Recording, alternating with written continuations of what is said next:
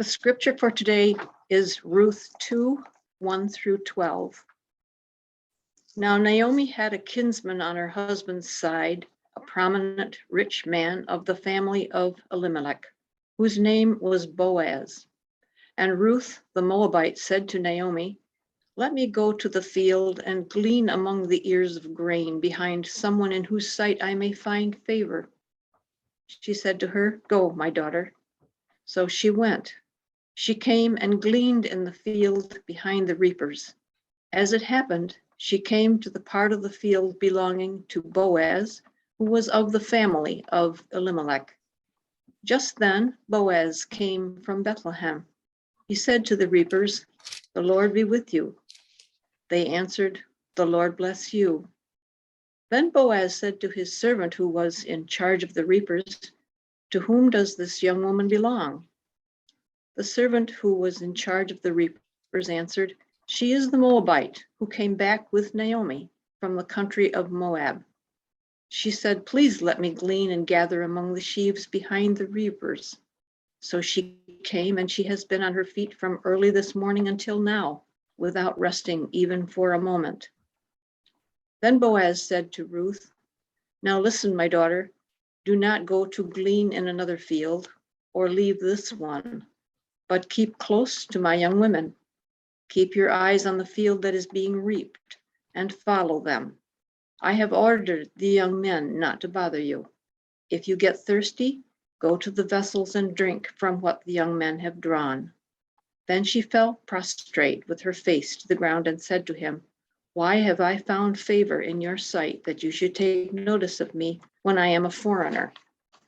But Boaz answered her, "All that you have done for your mother-in-law since the death of your husband has been fully told me, and how you left your father and mother and native land and came to a people that you did not know before. May the Lord reward you for your deeds, and may you have a full reward from the Lord, the God of Israel, under whose wings you have come for refuge." The word of the Lord. Thanks be to God. A reading from the Holy Gospel according to Luke. Now, when Jesus returned, the crowd welcomed him, for they were all waiting for him. Just then, there came a man named Jairus, a leader in the synagogue. He fell at Jesus' feet and begged him to come to his house, for he had an only daughter, about 12 years old, who was dying. As he went, the crowds pressed in on him. Now, there was a woman who had been suffering from hemorrhages for 12 years. And though she had spent all she had on physicians, no one could cure her. She came up behind Jesus and touched the fringe of his clothes. And immediately her hemorrhage stopped. Then Jesus asked, "Who touched me?" When all denied it, Peter said, "Master, the crowds surround you, are pressing in on you." But Jesus said, "Someone touched me, for I noticed that power had gone out from me." When the woman saw that she could not remain hidden, she came trembling, and falling down before him, she declared in the presence of all of the people why she had touched him and how she had been immediately healed. He said to her, "Daughter, your faith has made you well. Go in peace." The Gospel of the Lord.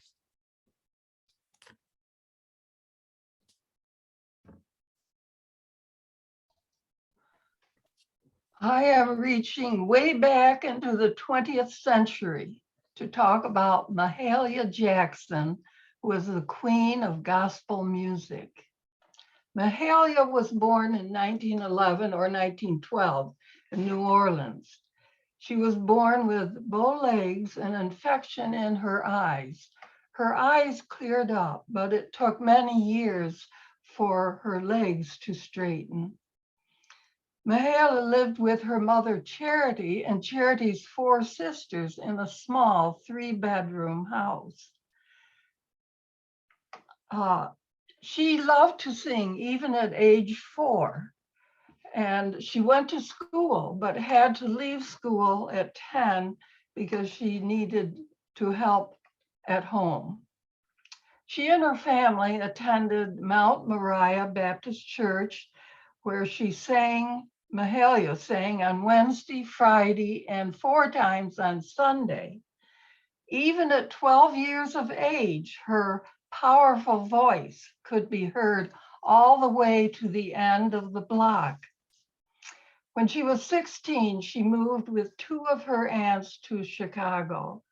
She found domestic work and joined the choir at Greater Salem Baptist Church. There she met a quartet, the Johnson singers, who were gospel singers, and she toured with them for a while, and they were known as fish and bread singers because they performed for donations in storefront churches, basement halls, and other makeshift venues. Then at that time and beyond, she became known for her singing. In 1937, she made her first recording with Delta Records. Initially, they wanted her to sing blues songs, but she refused. She said, "I sing God's music because it makes me feel free. It gives me hope. With the blues, when you finish, you still have the blues." In 1946, she signed with Apollo Records, and her recordings were played on the radio, and so her fame grew. She was able to tour Europe. She appeared on many popular TV shows, the Ed Sullivan Show, the Dinah Shore Show. So by 1960, she was an international star, known all over the world, and especially in America. She became very involved with the civil rights movement, and she gave her powerful voice and financial support to the rallies, marches, and demonstrations. Martin Luther King Jr. and his family were friends of hers. She continued to tour throughout the 60s, but she had battled illness for years. And in January 1972, she died at age 60. Though Mahalia did become famous and wealthy, she had her share of problems. She bought a house in a white neighborhood in Chicago and received death threats. And when she toured the South, her entourage had difficulty finding safe, clean places to sleep, eat, and buy gas due to the Jim Crow laws at that time. This is in the last century, of course. They quite often had to sleep in their car. They had little to eat, but they toured anyway. She always had a warm, carefree personality and was kind to everyone. She established a foundation, the Mahalia Jackson Foundation, to pay tuition for college students. And her many acts of generosity really are too numerous to mention here. She had a deep and abiding faith and was quoted as saying, "I hope to bring people to God with my music." And I think she still is doing that, as evidenced by her presence on YouTube and the many comments there. In a 1971 interview, which is also on YouTube, she said, she was reported as saying, How can we serve God? God don't need nothing but us to love each other. And that, I think, says it all. And now let us hear Ayana.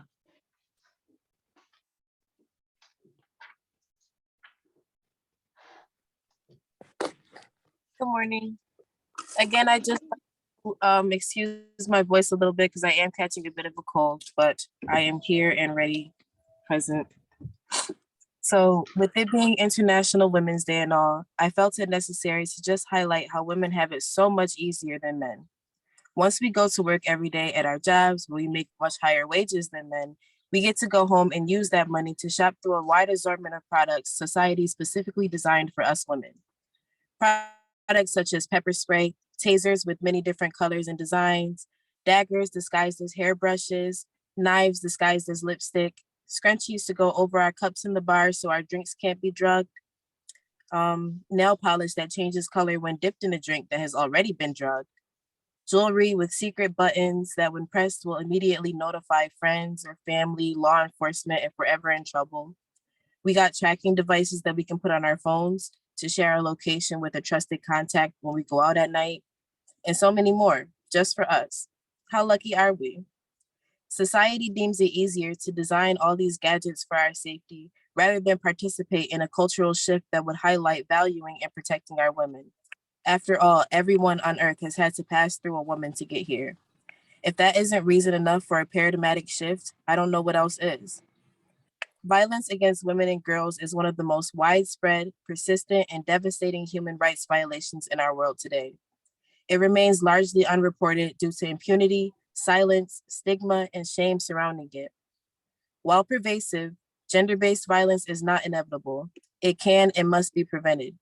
Stopping this violence starts with believing survivors, adopting comprehensive and inclusive approaches that tackle the root causes, transforming harmful social norms, empowering women and girls, and speaking their names.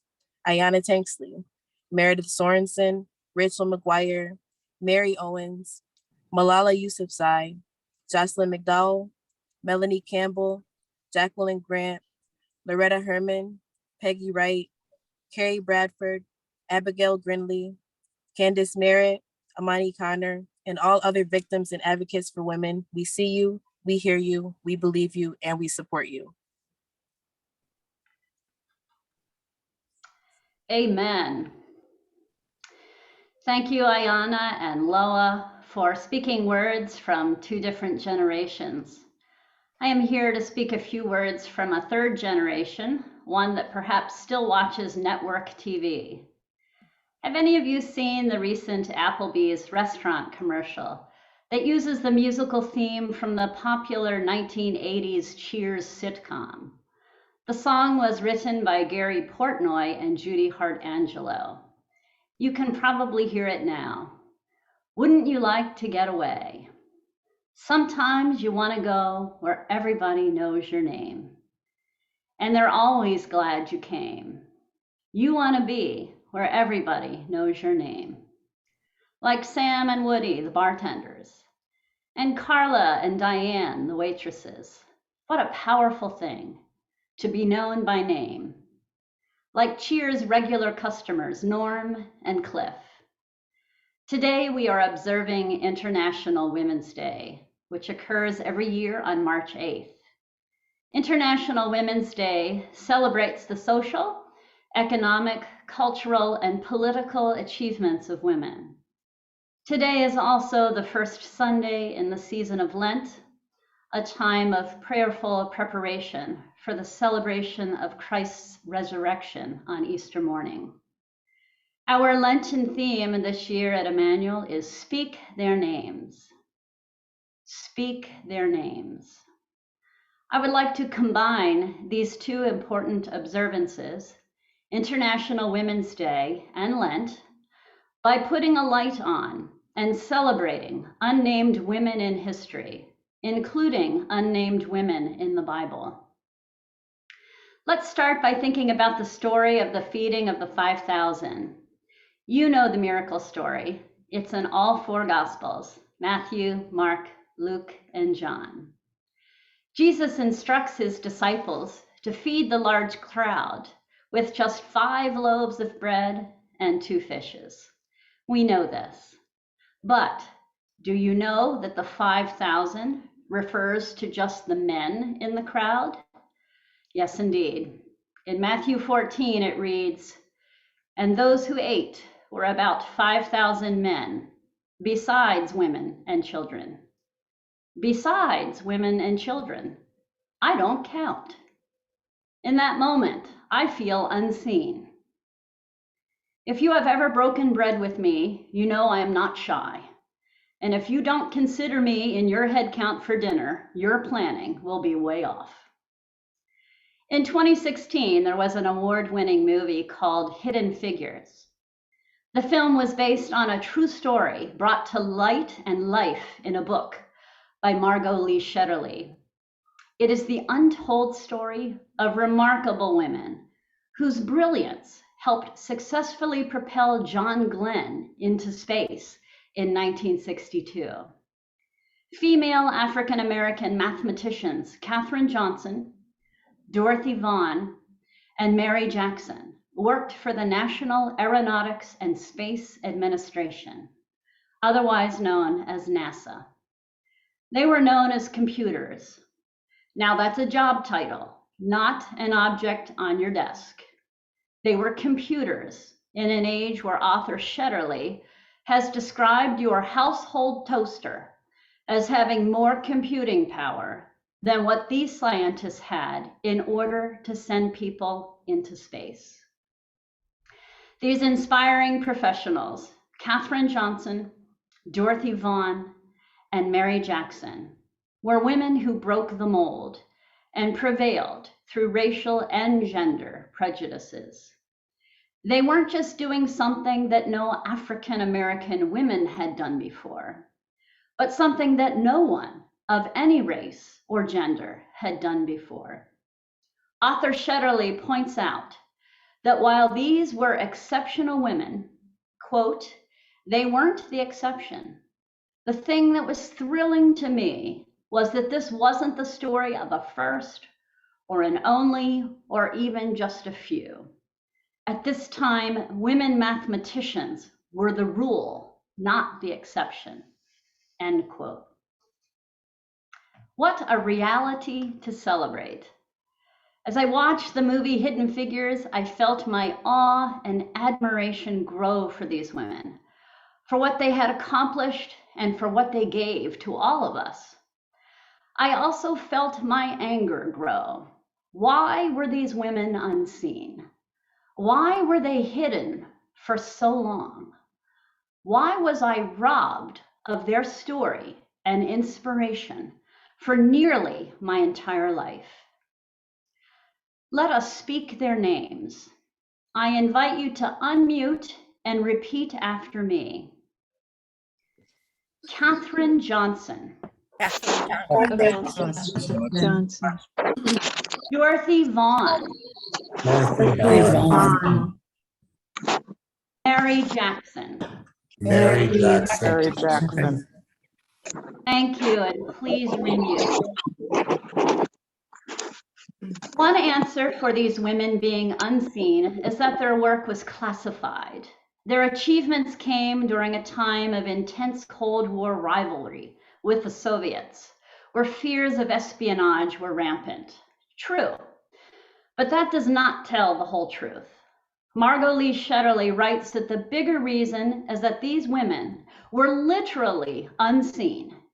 They worked in a segregated office, and their toils were considered women's work, meaning that it was valued less.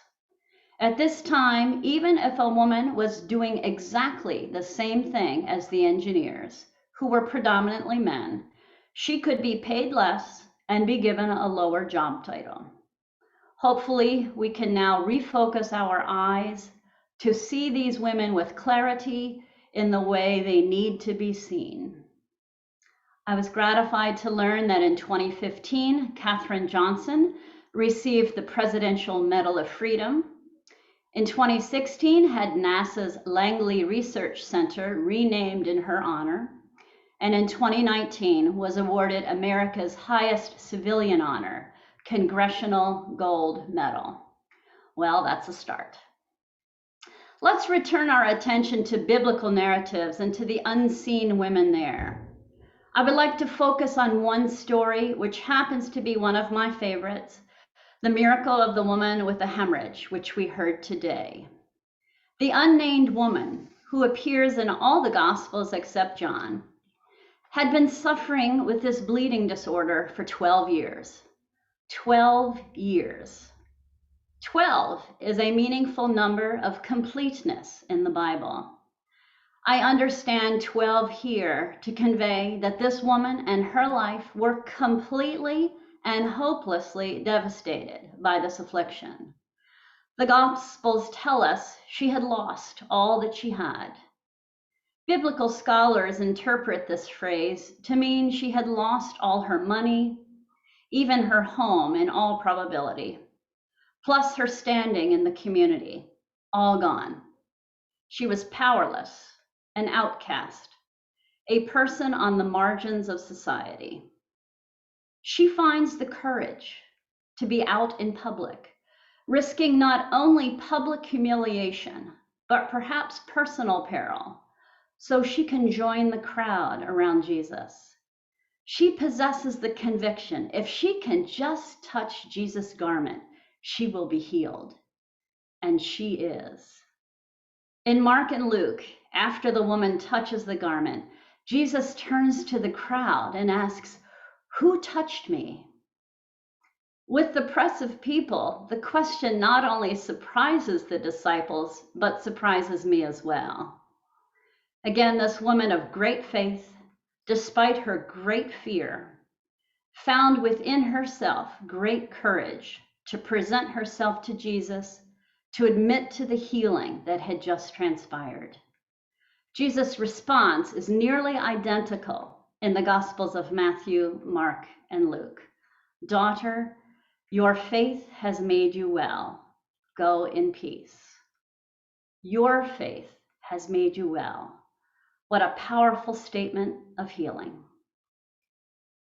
But in order to understand the depth of this woman's faithful encounter with Jesus, on this day honoring International Women's Day, we need to dig a bit deeper and put her story in historical context. In Jesus' day, religious laws dictated that certain things were clean or unclean, and provided rules for how to purify, that is, how to become clean once again.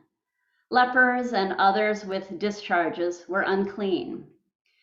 A woman with such a bleeding condition would have been perpetually unclean and forbidden to interact with others.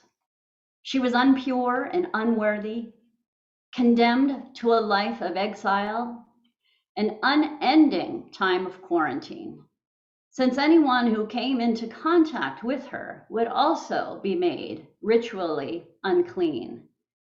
According to Leviticus 15, that unclean stigma also applied to any healthy woman at the time during her normal womanly monthly functions. A healthy, normal female functioning as fully woman, as created by God. But that is another sermon. So, picture this ostracized woman. If she is following purity laws, would not have been out in public, much less placing herself in a crowd where she was really risking contaminating others. She possibly even risked making Jesus unclean. That is why in Mark and Luke, both say she came to Jesus in fear and trembling and fell down before him. The depth of her strength amid such a life of hopeless struggle is utterly remarkable. I find Jesus' response to her revelation equally remarkable. Jesus addresses the healed woman as daughter, a term of endearment, even before he says anything else. He does not chastise her or condemn her in any way. Jesus is pulling her close in words. when everyone else is pushing her away. He is soothing her terror before conveying it is her faith that has made her well. If each of us can only claim that power that is within each of us. As we ponder this faithful woman from the Gospels, whose name we do not know, but whose story is so inspiring, let us also ponder those women in our own lives, perhaps known only to us, women who have given us strength, inspiration, and courage, women who have instilled in us a sense of value, dignity, and worthiness. You may wish to speak their names now, either muted or unmuted.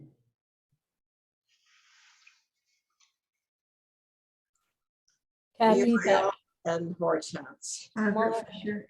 Beth Myers. Kathleen Setzer.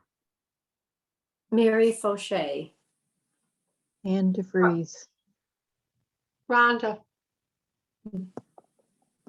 Mom. Mary Rhonda. Rammerman. Mala Marie Anderson Barker. Aunt As you- Nancy. As you lift up influential women in your own life, you might be asking yourself why the hemorrhaging woman and so many others in the Bible are unnamed. Some say it is so we can more easily place ourselves in their shoes. True, perhaps, but that is not the whole truth. Erin Kane, Director of Research for the General Commission on the Status and Role of Women, tallied more than 600 women in the Bible who are unnamed. If you compare the number of named women with the number of named men in the Bible, it amounts to just 15% of the total at best. On top of that, many of the biblical women are identified only in their relation to a man, wife of, mother of, daughter of. The women tend to be on the margins, unseen, and mostly unnamed. Even today, the situation is not much better.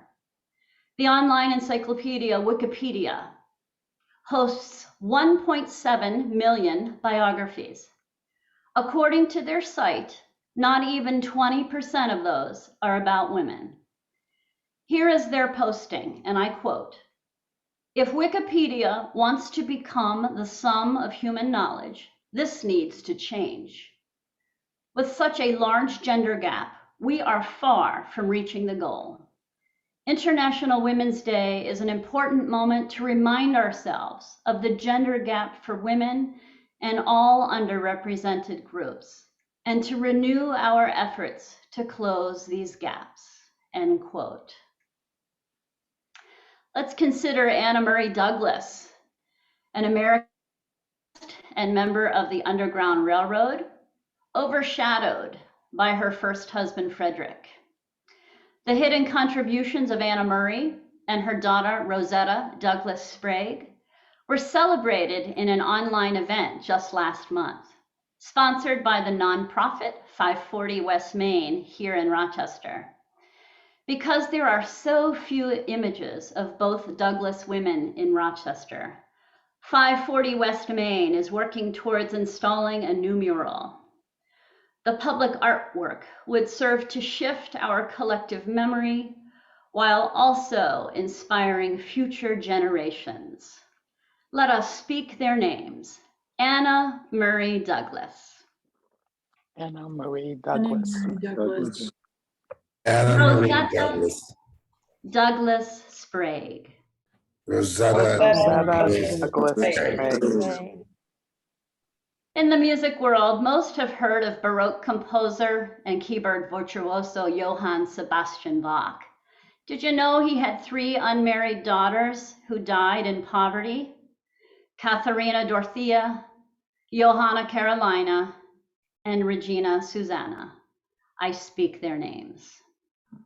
Then there was Maria Anna Wahlberger Ignacia Mozart, nicknamed Nannerl, an exceptional child music prodigy, an absolute genius, overshadowed by her younger brother, Wolfgang Amadeus Mozart. I will use her nickname Nannerl, as two sisters who died in infancy were also named Maria Anna. There are historians who claim that Nannerl Mozart may have been the better musician, as she received first billing on their concert tours. European newspapers reported on her extraordinary talents, and yet what we know about Nannerl comes primarily from family letters. Her brother repeatedly wrote that nobody played his keyboard music as well as she could, and her musician father, Leopold, described her as one of the most skillful players in Europe, who improvises so successfully that you would be astounded. In the middle of the 18th century, a child could perform and tour, but once a girl turned 18, she risked her reputation by doing so. Composing was discouraged as well.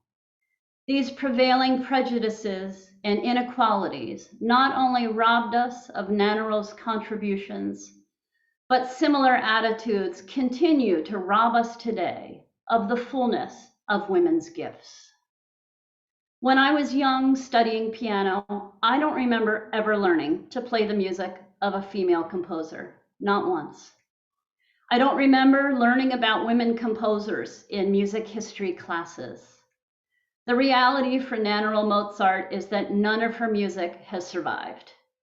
It's possible she destroyed it. It's possible something might turn up.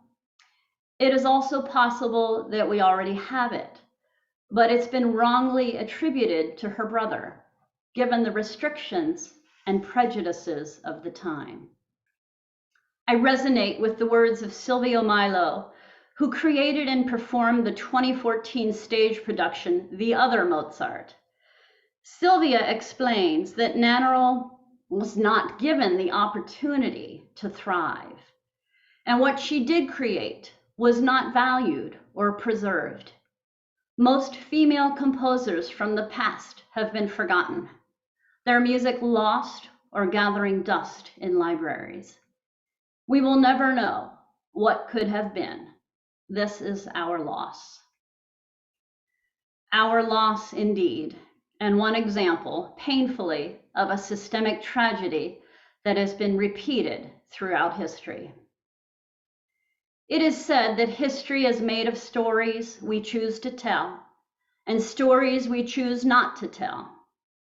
Even the word history looks a lot like his story to me. What would happen if we told her story as well? March is Women's History Month. I have never been to a restaurant where everybody knows my name, but I do know that special feeling. Those of you who know Father Jim Callan of Spiritus Christi Church here in Rochester may have had a similar experience. Father Jim has an uncanny ability to remember your name, even after a brief introduction, and to call you by name at your next encounter. Father Jim often recalls other significant milestones like birthdays and anniversaries.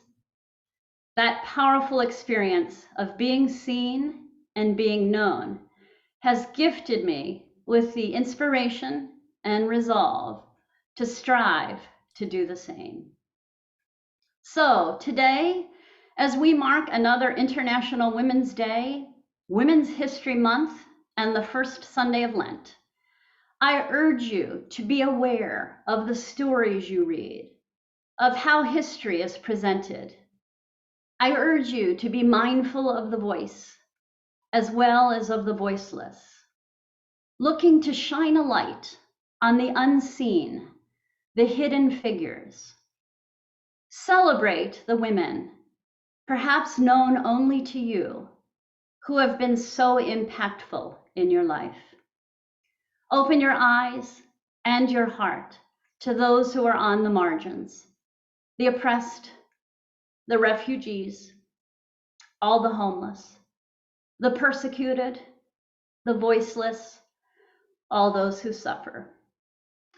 Open your eyes to the unnamed and speak their names. Amen. As coordinating pastor of Emmanuel Church, I am going to be bold enough to speak names. Loa, Ayana, Rhonda, 3 wonderfully gifted, amazing women of Emmanuel. Emmanuel, which has so many amazing and gifted women. And I celebrate the announcement that Paul shared with us that the candidate being set forward to be considered as a new pastor of Emmanuel Church is Jen Lassard, a valued daughter of our congregation. And I want to celebrate the fact that Jen is going to follow in the footsteps of the 2 most previous pastors of Emmanuel Church, Wendy Fambreau and Rachel McGuire, amazing women who Christ has called to ministry in his name. We celebrate that reality. And now another wonderful announcement. Whoops, wrong button.